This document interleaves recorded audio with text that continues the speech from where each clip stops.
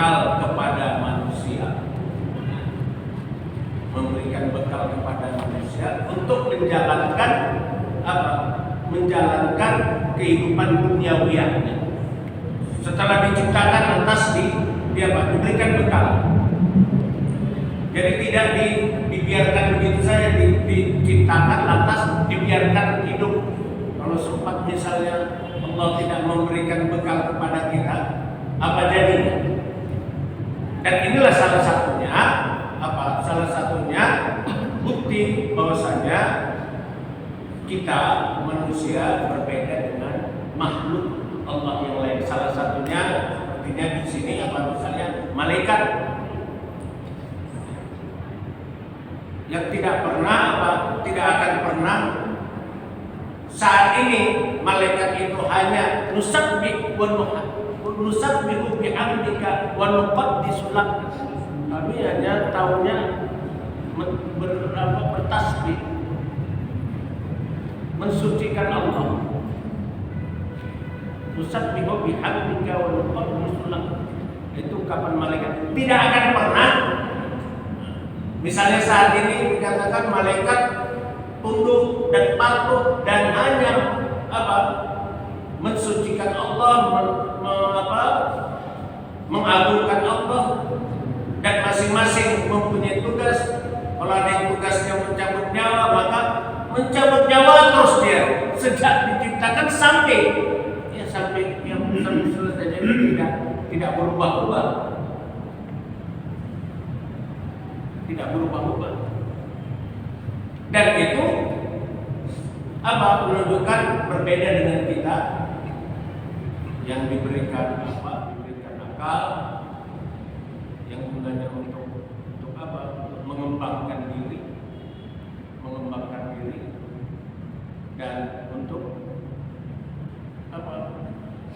memberdayakan diri dan ma'rifatullah, untuk mengenal Allah. Itu yang salah satu hal yang sangat penting. Jadi pada surah Al-Baqarah ayat 31 itu kita ungkapkan tadi, Allah memberikan kepada malaikat lantas untuk, karena didahulukan sebelumnya ayat 30 itu berkaitan dengan bahwasanya Bismillahirrahmanirrahim, wa idh qala rabbuka lil malaikati inni ja'ilun fil ardi khalifah. Kemudian qalu ataj'alu fiha man yufsidu fiha wa yasfiku dima wa nahnu nusabbihu bihamdika wa nuqaddisu lak, qala inni a'lamu ma la ta'lamun.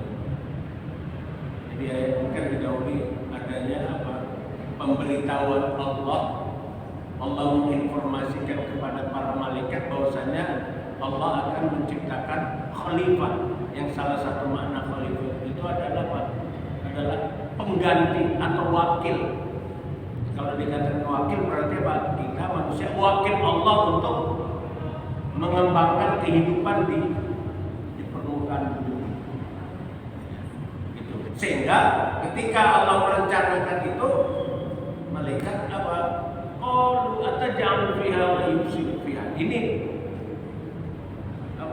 malaikat tanya, apakah engkau ya Allah akan menciptakan di bumi ini yang suka makhluk yang suka yufsid fiha, yang suka berbuat kerusakan, wa yasfiku dima, yang suka suka saling membunuh.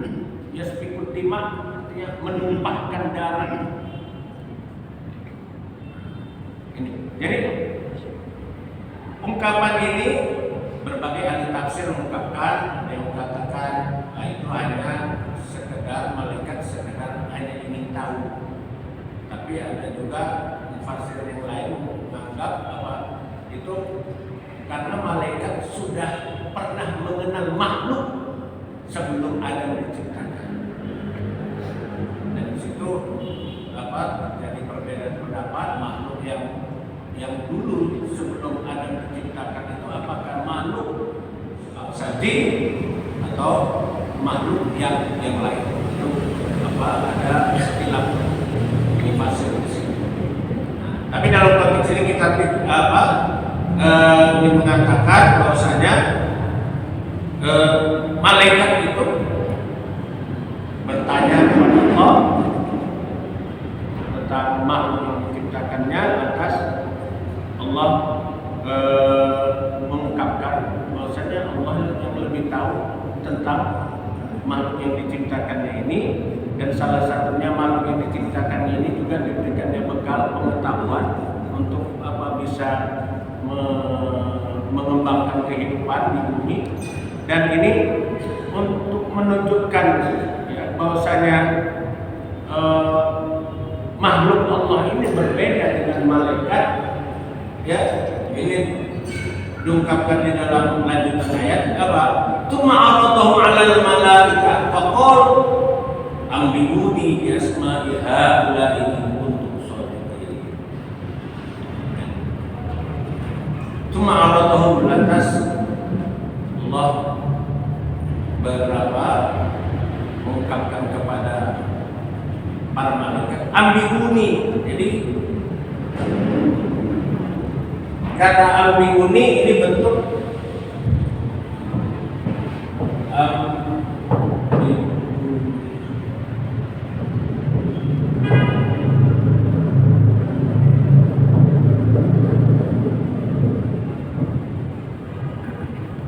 dari sini sebenarnya dari kata naba.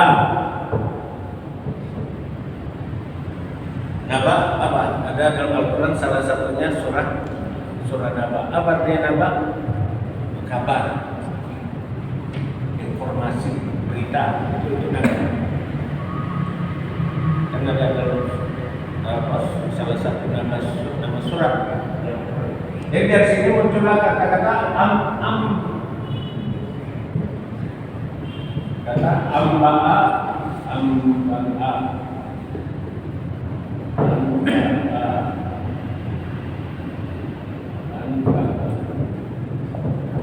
Anba'a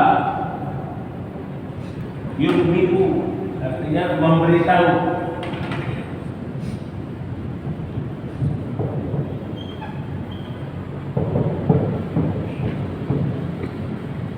Anba'a yurbi'u artinya memberitahu. Kata perintahnya ambi.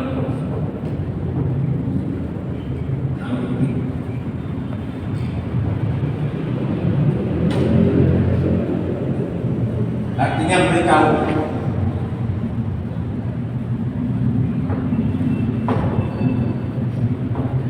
Ambi, beritahu. Karena malaikat itu kan bentuk apa? Malaikah, bentuk jamak yang tunggalnya apa? Malam. Makanya dalam salah satu ayat Al-Quran ada malaikat pencabut nyawa. Apa nama bahasa Arabnya? Apa? Kan satu berarti malaikat pencabut nyawa. Apa?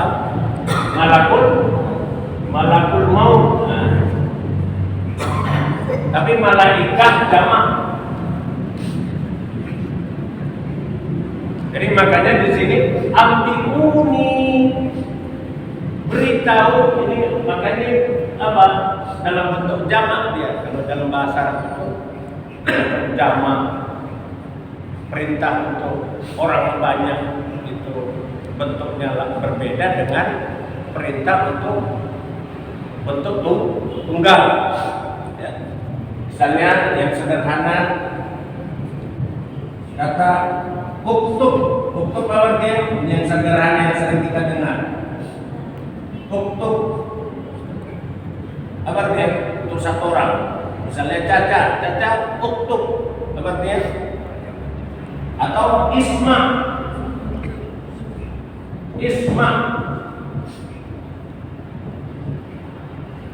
satu orang.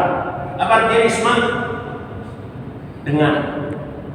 Tetapi kalau ayo dengar, banyak orang itu apa? Dia isma'u. Kalau ini apa? Nah, diambil contoh apa wazan istilahnya dalam bahasa Arab itu wazannya. Bahasanya apa? Tubuh. Nah, jadi kalau untuk banyak itu apa? Ditambahkan waw dan alif. Makanya di sini apa? Ambiuni, karena apa? Yang diminta untuk memberitahu itu apa? Malaikat. Para malaikat, bukan satu malaikat, tapi semua malaikat. Ambiuni bi asma'i haula'i in kuntum shadiqin. Wahai para malaikat, kalau memang kamu tahu, kalau memang kamu benar, ambiuni, tolong coba sampaikan kepada nama-nama yang disampaikan tadi kepada Adam, tolong retelling lagi, coba disampaikan lagi.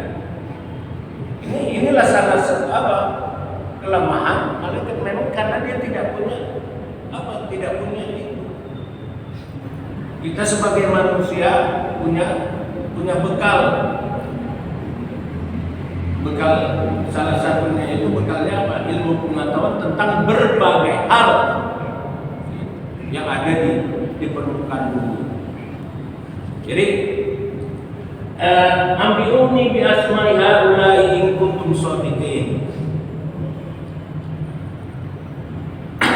Pada ayat 32-nya jawaban malaikat apa? Qalu subhanaka la 'ilma lana illa ma 'allamtana innaka antal alimul hakim. Jawabannya apa? Subhanaka.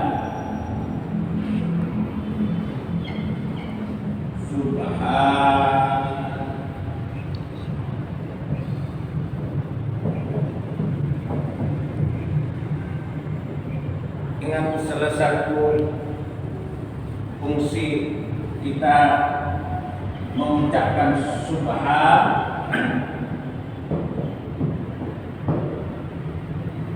itu apa? Kapan kita mengulang-ulang lagi? Kapan kita mengucapkan subhanallah? Kapan kita mengucapkan istighfar, astagfirullah? Kapan kita mengucapkan kalimat-kalimat yang lain yang terkadang kita salah dalam penempatan. Dan ini subhanallah, kita ingat salah satu ayat Al-Quran yang dimulai dengan kata-kata subhanallah itu berkaitan dengan apa? Berkaitan dengan peristiwa Isra Mi'raj, ya kan? Apa bunyinya? Bismillahirrahmanirrahim. Subhanalladzi asra bi 'abdihi lailan minal masjidil haram ila al-masjidil aqsa. Subhan. Kenapa dimulai dengan subhan? Jadi masing-masing kalimat-kalimat kalimat takdis, tahmid dan seterusnya itu punya makna sendiri. Kenapa dalam peristiwa mengungkapkan peristiwa Isra Mi'raj Allah memulainya dengan kata-kata subhan, masuk. Ini menunjukkan apa? Ini menunjukkan Allah itu maha, tidak mungkin tidak berbuat. Ini untuk membantah akal pikiran manusia, ya, karena kalau di peristiwa Isra Mi'raj misalnya itu tidak akan mungkin bisa diterima akal dengan baik, karena itu di luar nalar manusia, maka dimulai dengan subhan. Ini dia salah satu. Jadi di sini juga dalam ayat 32 malaikat mengungkapkan qalu subhanaka la 'ilma lana illa ma 'allamtana innaka antal alimul hakim. Malaikat menyatakan bahwasanya mereka itu tidak ada apa-apanya ketika berhadapan dengan Allah. Jika berhadapan dengan Allah, malaikat tidak ada apa-apa. Tidak ada seperti nukat. La ilma lana illa ma 'allamtana. Ini ciri khas salah satu konstruksi bahasa dalam bahasa Arab sangat indah sekali. La ilma lana illa ma 'allamtana. La ilma artinya apa? Sama dengan coba la ilaha. Apa artinya la ilaha? Tidak ada Tuhan. Tetapi di situ dalam konteksnya itu lanjutannya ada kata-kata ilah. Ya. La ilaha illallah. Jadi tidak ada Tuhan. Jadi apapun ya, yang ada di pikiran manusia nanti berkaitan dengan apa ilah, kata-kata ilah kalau di dalam kajian tafsir ilah itu semua yang menjadi sesembahan, menjadi yang dikagumi, yang disandarkan oleh manusia ya, untuk kehidupannya, itu disebut ilah. Dia mengagungkan selain Allah itu diagungkannya, disandarkannya dirinya. Ya. Nah, makanya di situ apa? La ilaha illallah, yang ada itu Allah. Ilah itu makanya di dalam ayat yang lain berkaitan dengan kata ilah itu ada begini. Afara'aita man ittakhadha ilahu hawa. Apakah engkau pernah melihat ataupun apakah engkau pernah mengetahui man ittakhadha ilahu hawa, ada orang yang menjadikan hawa nafsunya sebagai Tuhan, sebagai ilah. Artinya apa? Orang menyandarkan dirinya terhadap hawa nafsunya, bukan menyandarkan dirinya kepada Allah. Nah, maka di sini la ilma lana illa, tidak ada ilmu bagi kami, kata malaikat, kecuali. Ini kan menunjukkan apa? Menunjukkan kelemahan malaikat di hadapan Allah. Illa ma'allamtana, kecuali yang kau ajarkan kepada kami. Pertanyaannya, adakah pengetahuan malaikat atau ilmu malaikat? Ada.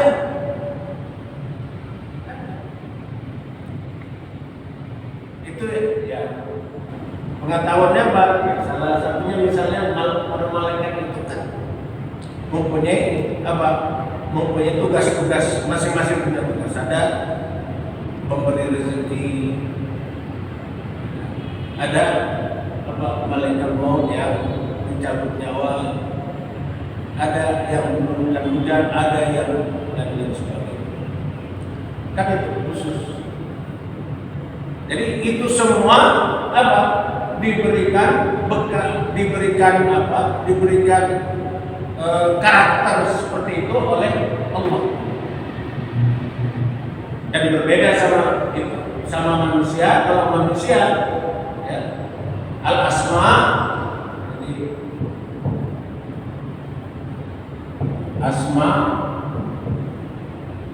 ini bentuk jamak dari ismul yang artinya nama. Inilah menjadi yang ditafsirkan sebagai bekal manusia.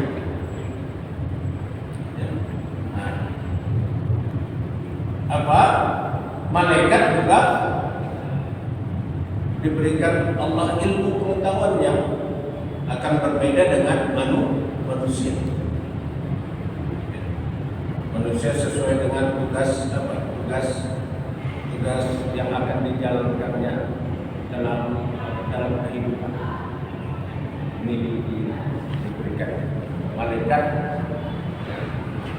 diberikan tugas yang ya itu saja dari sejak diciptakan sampai berakhirnya dunia itu saja. Tapi kalau manusia tidak, dan itu seperti diungkapkan ini tidak akan berubah,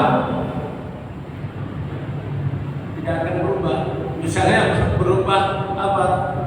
Peran malaikat berubah jadi peran manusia atau manusia berubah jadi peran malaikat. Tidak ada perubahan. Jadi ini sudah ditetapkan Allah, ya. Sehingga di dalam ayat berikutnya dikatakan apa? Qala ya Adam ambihum bi asma'i falamma ambahum bi asma'i qala alam aqul lakum inni a'lamu ghaibas samawati wal ard wa a'lamu ma tubduna wa ma kuntum taktumun. Jadi ayat selanjutnya setelah ayat 32 ini menunjukkan apa? Menunjukkan bahwasanya memang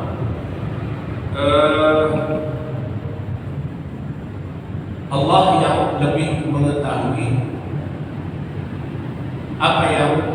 apa yang diperbuatnya.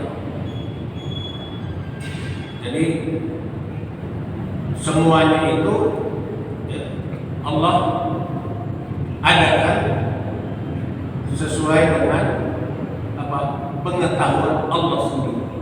Jadi tidak ada intervensi siapapun. Sehingga di sini dikatakan alam aqul lakum inni a'lamu ghaibas samawati wal ard wa a'lamu ma tubdun wa ma kuntum taktumun. Qala alam aqul lakum, tidakkah aku telah menyatakan bahwasanya aku ini maha mengetahui hal yang gaib, hal yang tak nampak, baik yang ada di langit maupun yang ada di bumi. Wa a'lamu ma tubdun wa ma kuntum taktumun, dan juga apa mengetahui ma tubdun, apa yang kau tampakkan, wa ma kuntum taktumun, dan apa yang kau sembunyikan. Jadi apa bagi di hadapan Allah kita, apa yang ada pada kita tidak ada rahasia.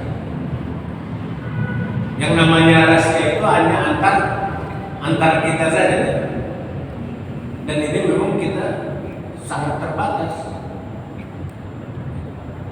Meskipun sudah kita berhadapan gini, kita sudah saling kenal, tapi ada nggak pengetahuan, atau apakah semua pengetahuan tentang apa lawan kita itu kita sudah ketahui? Ya, meskipun kita sudah ketemu, sering ketemu, sudah kenal, sudah saling lihat begitu, yang tampak, sering melihat, sering memperlihatkan kondisinya, sifatnya, tapi masih tetap ada hal yang tidak tampak, yang tidak kita ketahui. Tetapi bagi Allah, inni a'lamu ghaibas samawati wal ard wa a'lamu ma tubdun wa ma kuntum taktumun. Kalau di dalam tafsir Marawi ini dikatakan Allah menyatakan kepada malaikat, qul qultu lakum, aku ini sebenarnya sudah menyatakan kepadamu, inni a'lamu ma ghaba fis samawati wal ard, apa yang tak nampak yang ada di langit dan apa yang tak nampak yang ada di bumi, itu apa? A'lam. Jadi Allah Maha mengetahui dan tidak ada yang tersembunyi. Makanya apa?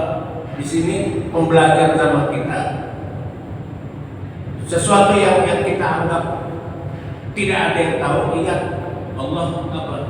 Satu sisi mengetahui apa maksud, apa tujuan dari sesuatu yang kita lakukan. Kita sangat sering dengar oke, aku bisa komodohi, kan kita dengar dengan bahasa apalah di masyarakat, aku bisa komodohi, aku bisa bohongi, tetapi ada zat yang tidak bisa dibohongi dan tidak bisa menyembunyikan apapun, menyembunyikan apapun darinya. Apa ya? Allah.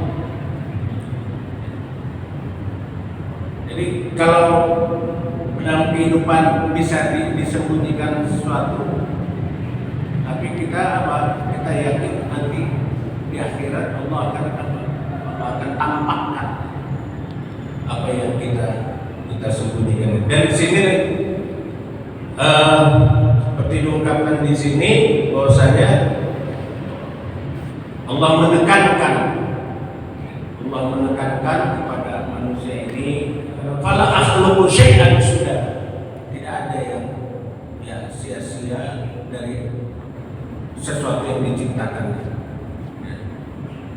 Ini yang perlu kita pahami. Wala aj'alu al-khalifah fil ardi abasa, dan wala aj'alu al-khalifah, dan aku ciptakan khalifah di atas bumi ini bukan sia-sia. Maka ditegaskan Allah, wala aj'alu al-khalifah fil ardi abasa, dan sia-sia. Wa a'lamu ma tuzhiru, ini sebagai jawaban dari ataj'alu fiha ma yufsidu fiha. Jadi wa a'lamu ma tuzhiru, dan aku mengetahui apa yang kau tampakkan. Kalau kita misalnya seseorang menampakkan satu kebaikan, apakah itu memang benar-benar baik? Tanda tanya kan? Bisa jadi apa yang ditampakkan itu berbeda dengan apa yang ada di dalam hati atau dalam pikirannya. Oke, pada berhadapan dengan manusia kita bisa lakukan itu, tetapi ketika berhadapan dengan Allah tidak akan mungkin. Seperti maka disebut wa a'lamu ma tuzhirun, kau yang kau tampakkan yang baik. Jangan kira aku tak tahu apa yang tidak baik dari yang ditampakkan baik. Coba lihat, tampilan baik, tampilan bagus, ternyata ada sesuatu yang tidak baik dari penampilannya, dari apa yang diucapkan yang baik misalnya. Di sini ditekankan bahwasanya tidak ada yang bisa disembunyikan dari hati.